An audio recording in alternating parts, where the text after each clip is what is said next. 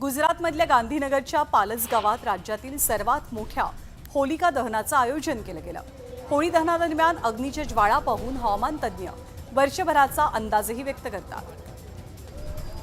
मुंबईतल्या माहीम कोळीवाड्यामध्ये होळी सणाचा उत्साह दिसतोय। पारंपरिक पद्धतीने होळीचा सण साजरा होतोय। इथे सुपारीच्या झाडावरती देवीची प्रतिकृती बनवण्यात आली आहे। दरम्यान कोळी बांधव पारंपरिक वेशभूषेमध्ये नृत्य सादर करतात। श्री मार्तंड जेजुरी गडावरती खंडोबा मंदिर गाभाऱ्यात होळीच्या निमित्तानं आकर्षक फुलांची सजावट करण्यात आली आहे। भक्तांनी खंडोबाच्या दर्शनासाठी तुफान गर्दी केली आहे। ग्रामीण भागामध्ये शिमगोत्सवाचा उत्साह दिसतोय। पालख्या नाचवण्याबरोबर वेगवेगळ्या पारंपरिक खेळांची प्रथा सुद्धा आजही जपली जाते। दापोलीच्या बोरथळ गावातील जाखमाता देव नमन भक्तांसाठी खास आकर्षण असतं। जळगाव जिल्ह्यातील जामुनजिरा गावात परंपरेप्रमाणे होळीनिमित्त आदिवासींचा भोगऱ्या बाजार पार पडला। या बाजारात मध्य प्रदेशासह सातपुडा पर्वतरांगातील आदिवासींनी सहभाग घेतलेला। दिव्यांग बांधवांना कोरड्या रंगाच्या होळीचा आनंद घेता यावा यासाठी अमरावतीमधील अंध विद्यालयामध्ये इको फ्रेंडली धुलीवंदन कार्यक्रमाचं आयोजन केलं गेलं। यावेळी लहानग्यांनी उत्स्फूर्त सहभाग घेत आनंद व्यक्त केला। रायगडच्या पेणमधील कुंभाराळी, नंदीमाळ नाका आणि कोळीवाड्यात 40 फूट उंचीची होळी उभारण्यात आली आहे। कोळीवाड्यातली ही होळी नागरिकांचं खास आकर्षण आहे। गोंदियाच्या वृक्षधरा आणि हिरवळ ग्रुपद्वारे होळीनिमित्त पर्यावरण संवर्धनाचा संदेश दिला गेला। गोंदियाच्या रावणवाडी आणि नागरा परिसरात वृक्षारोपण करत झाडे लावण्याचा संदेश या ग्रुपच्या वतीनं दिला जातोय। नागपुरातील Prayas school for children with special नीड्सच्या वतीनं दिव्यांग विद्यार्थ्यांसाठी होळी उत्सवाचं आयोजन केलं गेलं। यावेळी होळीची पूजा करत विद्यार्थ्यांनी एकमेकांना नैसर्गिक गुलाल आणि रंग लावले आणि होळी साजरी केली। होळीनिमित्त रायगडमधले कोळीवाडे सजलेत। बोटींना माशांचा नैवेद्य देत बोटींना मासे आणि कलिंगड बांधून त्यांची पूजा करण्याची एक आगळीवेगळी पद्धत इथे पाहायला मिळते। सोलापूरमधील भगवती शिवगंगा मंदिरात होळी पौर्णिमेनिमित्त द्राक्षांची आरास केली गेली। शिवगंगा मातेच्या चरणी 521 किलो द्राक्षांची आरास करण्यात आली आहे। पुरंदर तालुक्यातील वाल्मिकी विद्यालयाच्या मुलांनी शालेय परिसरात कचरा जाळत पर्यावरणपूरक होळी साजरी केली। सोबतच केमिकल युक्त रंगांच्या ऐवजी नैसर्गिक रंगांचा वापर करत पाण्याचा अपव्यय टाळावा अशी विद्यार्थ्यांनी शपथ घेतली।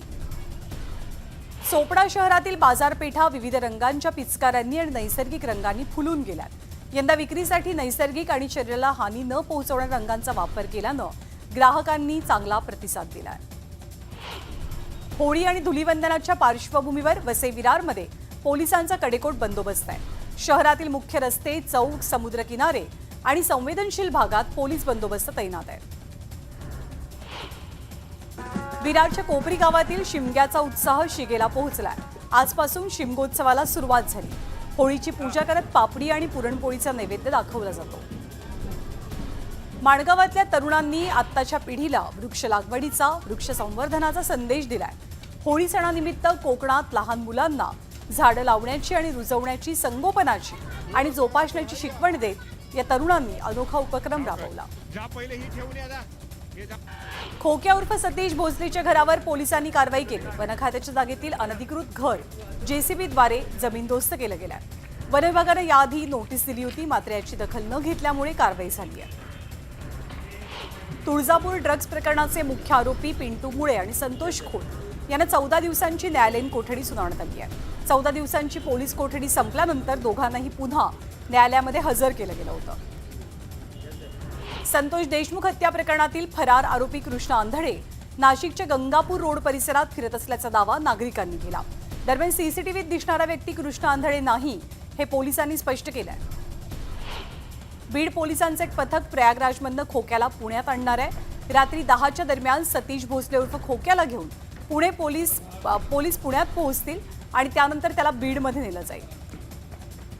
पोलीस विभागातील जातीय द्वेष मिटवण्यासाठी बीडचे पोलीस अधीक्षक नवनीत कौर यांनी अनोखी संकल्पना राबवली। पोलीस कर्मचाऱ्यांना पहिल्या नावानं ओळखण्याचा उपक्रम त्यांनी प्रत्यक्षात उतरवलाय। स्वतः पोलीस अधीक्षकांनी सुद्धा फक्त नवनीत असं लिहिलेली पाटी लावली आहे। अहिल्यानगरचे पालकमंत्री राधाकृष्ण विखे पाटलांनी संगमनेर पालिकेमध्ये आढावा बैठक घेतली। दरम्यान या बैठकीत निवेदन देण्यासाठी आलेल्या छात्र भारतीच्या कार्यकर्त्यांनी नितेश राणेंच्या विरोधात घोषणाबाजी करत गोंधळ घातला। मढी यात्रेला आजपासून सुरुवात झाली आहे। दरम्यान मढी ग्रामसभेनं पुन्हा एकदा मुस्लिमांना दुकानं लावू देण्याचा निर्णय घेतलाय। दरम्यान जिहाद्यांनो नाक खुपसायला येऊ नका, नाहीतर फळं भोगावी लागतील, या शब्दात भाजपचे आध्यात्मिक आघाडीचे प्रमुख आचार्य तुषार भोसलेंनी इशारा दिलाय। बुलढाण्यामध्ये युवा पुरस्कार प्राप्त शेतकऱ्यांना आत्महत्या केल्याची दुर्दैवी घटना घडली। शेतकऱ्यांना खडकपूर्णा जलाशयातून शेतीसाठी पाणी मिळत नसल्यानं शासनाच्या निषेधार्थ युवा शेतकरी कैलास नागरे यांनी आत्महत्या केली आहे। बीडच्या कुमशी गावात जमिनीच्या वादातनं एका कुटुंबाला बेदम मारहाण झाली। या मारहाणीचा व्हिडिओ समोर आलाय। गंभीर जखमींवरती जिल्हा रुग्णालयात सध्या उपचार सुरू आहेत। बीडमधील आणखी एक मारहाणीचा व्हिडिओ समोर आलाय। ओमकार सातपुते या तरुणानं एका मुलाला बेदम मारहाण केली। याच ओमकार सातपुतेला दादा खिणकरनं मारहाण केलेला एक व्हिडिओ पुढे आला होता। आता ओमकारचाच व्हिडिओ समोर आल्यामुळे चर्चा सुरू झाली आहे। कोल्हापुरातील पुलाची शिरोलीमध्ये महापुरुषांचा अवमान करणारी पोस्ट टॅग केल्याच्या कारणातनं 2 गटात हाणामारी झाली। या हाणामारीमध्ये दोनही बाजूचे दोघे जण किरकोळ जखमी झालेत। भाजपचे नेते किरीट सोमय्या सिल्लोड दौऱ्यावरती आहेत आणि यावेळी त्यांनी 500 बोगस जन्म प्रमाणपत्रासंदर्भात पोलिसांना पुरावे सादर केले। उपविभागीय अधिकारी, नगर परिषद मुख्याधिकारी आणि संबंधित यंत्रणेवर कारवाई करण्याची मागणी सोमय्या यांनी केली आहे। आनंदाचा शिधा या योजनेसाठी अर्थसंकल्पात तरतूद नसल्यामुळे योजना बंद होण्याची शक्यता आहे। तिजोरीतल्या खडखडाटामुळे ही योजना बंद केल्याची चर्चा सुरू झाली आहे। गेल्या 2.5 वर्षात राज्यातल्या प्रमुख शहरांमध्ये विकास कामांना प्रचंड वेग आलेला आहे। नगर विकास विभागानं त्यासाठी पुरेसा निधी उपलब्ध करून दिला होता, पण या निधीला आता अर्थसंकल्पात कात्री लावली गेली आहे। त्यामुळे सध्या सुरू असलेली विकास कामं निधी अभावी रखडण्याची शक्यता आहे। शक्तीपीठ महामार्ग करण्याऐवजी महायुतीनं निवडणुकीपूर्वी घोषणा केलेली कर्जमाफी आणि लाडक्या बहिणींना 2100 रुपये द्यावेत अशी मागणी खासदार ओमराजे निंबाळकरांनी केली आहे। गेल्या अर्थसंकल्पात कोणतीही तरतूद नसताना एकनाथ शिंदेंनी लाडक्या बहिणींना 1500 रुपये दिले होते। त्यामुळे आगामी काळात महिलांना 2100 रुपये देण्याचा सरकारचा विचार पक्का आहे आणि निश्चितच महिलांना पैसे मिळतील असा विश्वास गुलाबराव पाटलांनी व्यक्त केला। चंद्रपूरच्या भाजपचे आमदार किशोर जोरगेवारांनी चंद्रपूरमधल्या कायदा सुव्यवस्था बिघडल्याचा आरोप केलाय। दरम्यान पालकमंत्री अशोक उईकेंनी जोरगेवारांचा आरोप फेटाळला। या मुद्द्यावरनं भाजपच्या नेत्यांमध्येच मतभिन्नता दिसते। राज ठाकरे आणि उद्धव ठाकरे या ठाकरे बंधूंनी एकत्र यावं यासाठी मराठी सेना पक्षातर्फे बंधू मिलन कार्यक्रम आयोजित केला जाणार आहे। हा कार्यक्रम गुढीपाडव्याला होणार आहे आणि राज ठाकरे उद्धव ठाकरे दोघांनी कार्यक्रमासाठी निमंत्रित केलं जाईल। नितेश राणेंसह त्यांना मंत्री करणाऱ्यांचा मेंदू तपासा अशी खोचक टीका खासदार ओमराजे निंबाळकरांनी केली आहे। नितेश राणेंना इतिहास ठाऊक नाही, त्यांच्या बुद्धीची कीव करावीशी वाटते असंही ते म्हणतात। आरोग्यमंत्री प्रकाश आंबेडकरांनी पालघर जिल्ह्यातील रुग्णालयांची पाहणी केली आहे। रुग्णालयांची प्रलंबित कामं तात्काळ पूर्ण करावी असे निर्देश त्यांनी दिलेत। पुण्याच्या वानवडी परिसरात 4 ते 5 जणांची टोळी कोयते आणि शस्त्र घेऊन एका सोसायटीमध्ये शिरली। दरम्यान कुत्र्यांच्या भुंकण्यामुळे चोरीचा प्रयत्न फसला आणि चोरट्यांनी सोसायटीमधनं पळ काढला। मुंबई गोवा राष्ट्रीय महामार्गावर वाहतूक कोंडी झाली। होळी निमित्तानं गावी चाललेले चाकरमानी 7 ते 8 किलोमीटर लांबीच्या कोंडीमध्ये अडकल्यात। पुण्यात अंड्यांचे दर गडगडल्यामुळे अंडी उत्पादक आर्थिक अडचणीत आलेत। शासनानं अंडी उत्पादक शेतकऱ्यांना प्रति अंड्यामागे अनुदान द्यावं अशी मागणी जोर धरते आहे। पिंपरी चिंचवड शहरामध्ये वाहन तोडफोडीचं सत्र सुरूच आहे। मोशीत 2 गटाच्या वादात 3 दुचाकींची आणि एका गाडीची 10 ते 15 जणांनी तोडफोड केली। ही घटना सीसीटीव्हीत कैद झाली असून कायदा सुव्यवस्थेचा प्रश्न ऐरणीवरती आलाय। प्राध्यापकांना उत्तरपत्रिका शिक्षकांना तपासायला दिल्या होत्या, त्याची तपासणी झाली होती।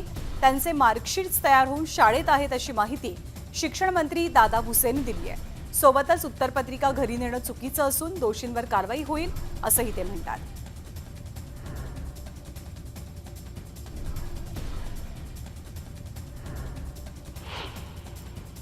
अकोला जिल्ह्याच्या ग्रामीण भागातील डोंगर दऱ्यांमध्ये पळसाची झाडं बहरलेली आहेत। लाल केसरी रंगानं बहरलेली पळसाची फुलं आणि झाडं सर्वांचं लक्ष वेधून घेतात।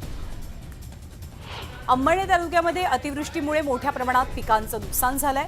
मात्र तरीही 29 गावांमध्ये पंचनामे न झाल्यानं शेतकऱ्यांना भरपाईपासून वंचित राहावं लागतंय। संबंधित अधिकारी आणि कर्मचाऱ्यांनी हलगर्जीपणा केल्याचा आरोप करत शेतकरी प्रतिनिधींनी प्रांताधिकारी कार्यालयावरती धडक देत उपविभागीय अधिकाऱ्यांकडे तक्रार दिली। पाचोऱ्याच्या कुऱ्हाडसह कळमसरा आणि आंबेवडगाव या गावांना पाणी पुरवठा करणाऱ्या कोकडी आणि वाकडी या जलाशयात रात्रंदिवस पाण्याचा उपसा होतोय। कुऱ्हाड खुर्द ग्रामपंचायतीनं पाचोरा पाटबंधारे विभागाला धरणातील वीज पंप उचलण्यासंदर्भात लेखी पत्र दिलं होतं, मात्र अद्याप कारवाई न झाल्यामुळे गावाला पाणी टंचाईच्या झळा बसतात। महाराष्ट्र नवनिर्माण सेनेचे अमित ठाकरे यांनी हिंगोलीच्या हिंगणी गावातील मृत अजिंक्य घुगे यांच्या कुटुंबियांची सांत्वनपर भेट घेतली। 2 दिवसांपूर्वी हिंगोलीतील मनविसेचे जिल्हाध्यक्ष अजिंक्य घुगे यांचा अपघाती मृत्यू झालाय। अकोल्यामधल्या कन्हेरी रोडवरती एक सायाळ जखमी अवस्थेमध्ये आढळून आला। वन खात्याच्या कर्मचाऱ्यांनी या जखमी सायाळाला रुग्णालयात दाखल केलं। त्याची प्रकृती ठीक झाल्यावर त्याला नैसर्गिक अधिवासात मुक्त केलं जाईल। नांदेड जिल्ह्यामध्ये उन्हाची तीव्रता वाढतेय, त्यामुळे विद्यार्थ्यांना उन्हाचा त्रास होऊ नये यासाठी सगळ्या शाळा सकाळच्या सत्रात सकाळी 8 ते दुपारी 1 दरम्यान भरवल्या जातील। नांदेड जिल्हा परिषदेनं हा निर्णय घेतलाय। पुणे सोलापूर महामार्गावरील यवतगावच्या हद्दीतील अतिक्रमणावर कारवाईला सुरुवात झाली। महामार्गाच्या हद्दीतील सर्व अतिक्रमणांवरती कारवाई करताना पोलीस आणि दुकानदार यांच्यामध्ये वादही पाहायला मिळाला।